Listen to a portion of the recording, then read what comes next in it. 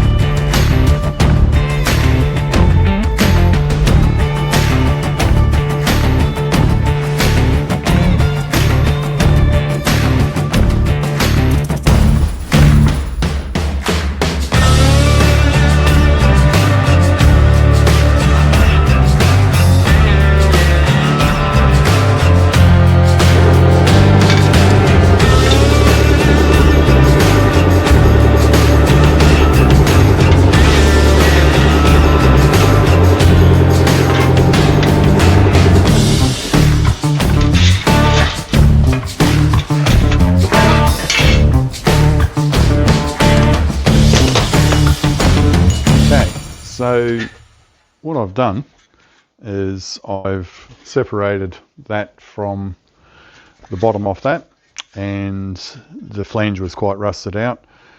I've now just cut that flange off because that needs to be replaced. You might ask yourself, why don't I just make this part? Well, I can, but all these curves are in there now. They are the right curves, and I think it would be just as much work to add a flange back onto the bottom of this, and I think this will be the way I'll go. I can make a piece from scratch. I'm just looking for the quickest, most efficient way, And once again, I'm looking for the best outcome. So I think there's enough there that I can do something with.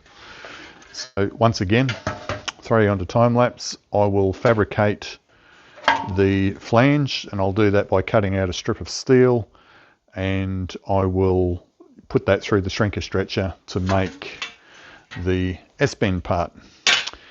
And I can use that as my template, so I can see, oh yeah, how am I going? Have I got the right size? Because this shape through here will be the shape that I need. So I'm simply going to make a flange and weld it onto that. We'll see how that goes.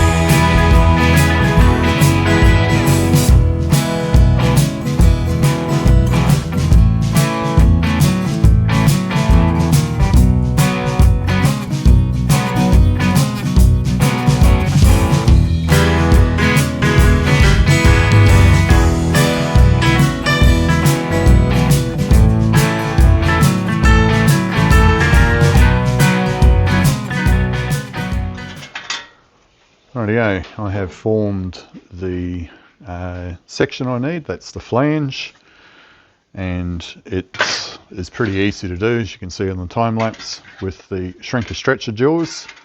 And what will happen now is I will trim to fit,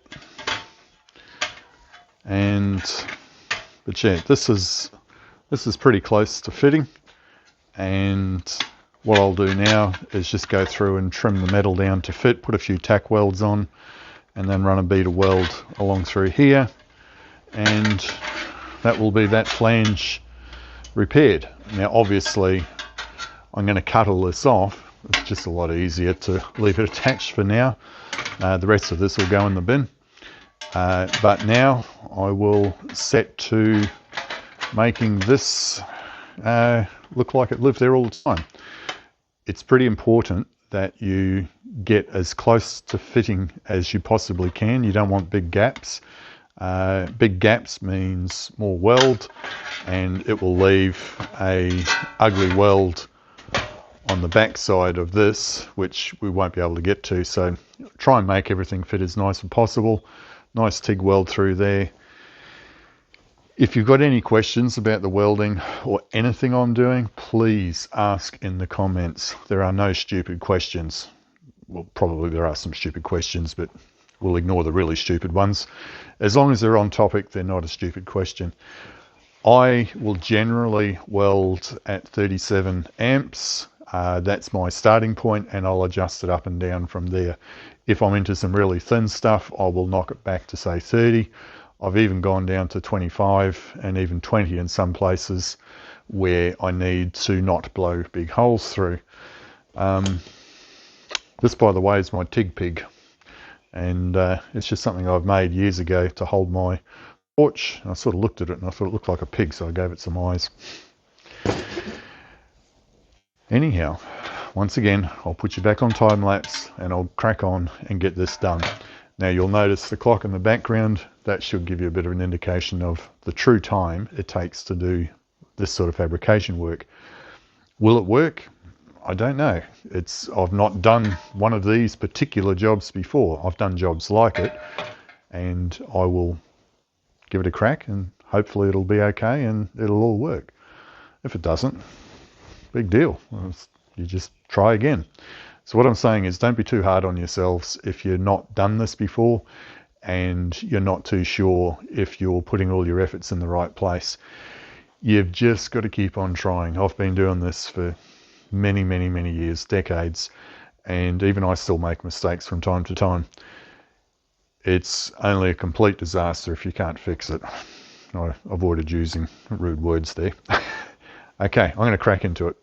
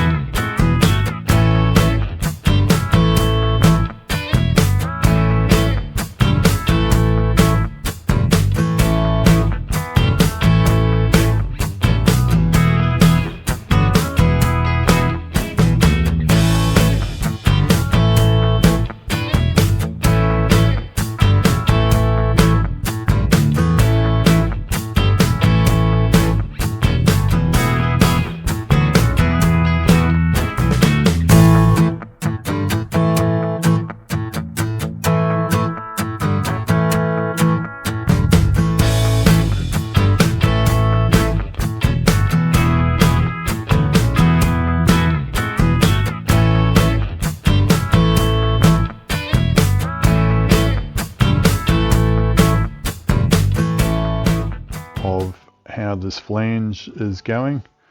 I've just got to keep my finger in the photo, so there's a little bit of a gappage just there. I'm not overly concerned about that because, well, it probably looks big on the camera and actually isn't. So try and get the camera to focus. It knows what my finger is. It knows to focus on finger. So just little tack welds. Try and get it as close to no gap as possible. And this is going to be irritating if it won't focus. So I'll pull back out a little bit. Anyhow, that is ready now for welding. So once again, I'll throw you on time lapse and you'll see how this all gets welded up. Once again, take note of the clock in the background and you will see the real world time of how long this takes.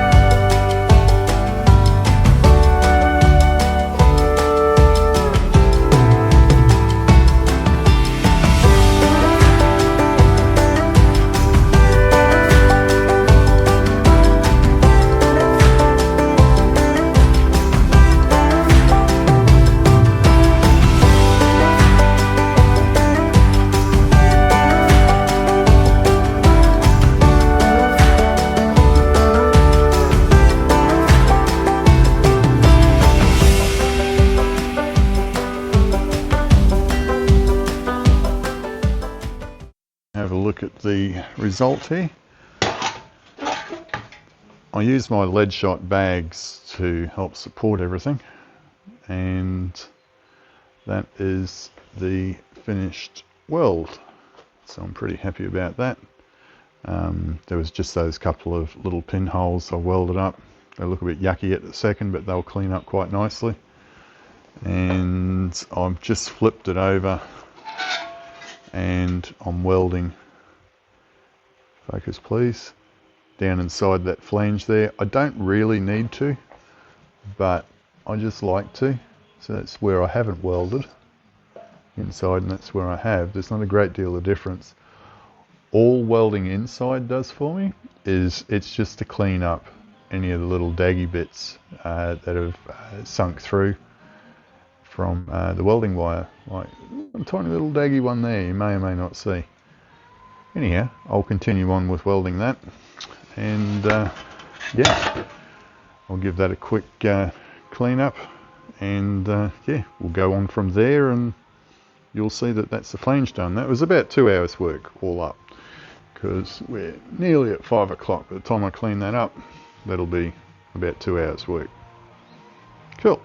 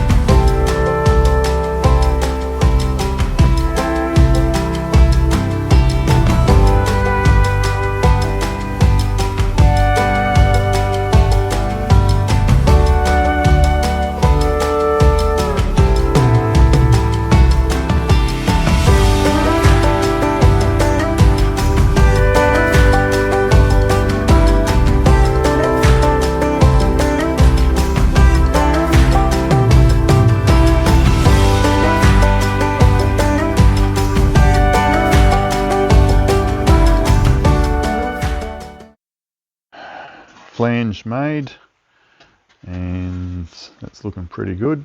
I'm pretty happy with that. And I'll just get rid of that light. So 2 hours ago, that was a rusted piece of junk that I was unpicking.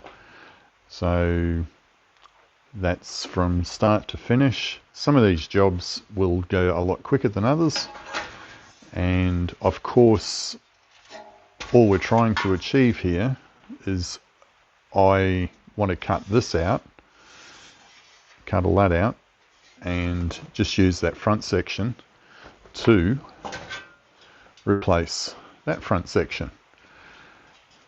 But the thing I needed to do was make a flange.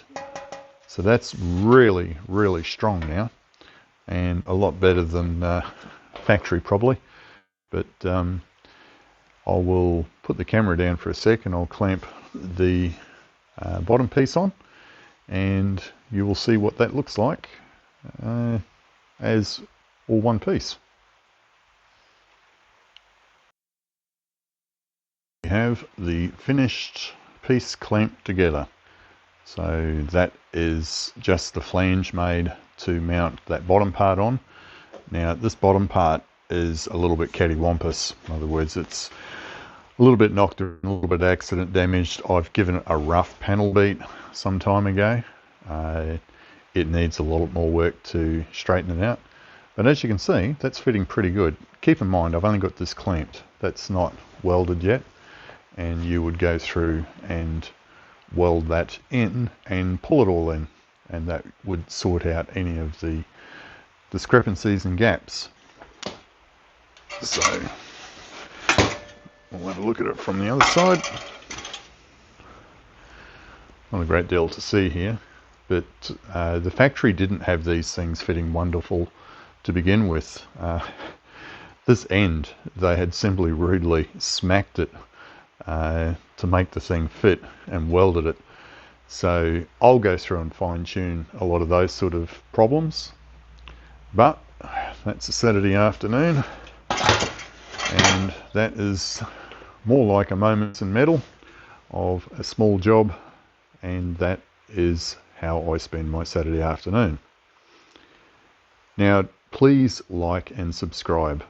If you haven't done any of that yet, I'd have to ask you to do that for me, please, because there's over 70% of you who are watching who have not subscribed.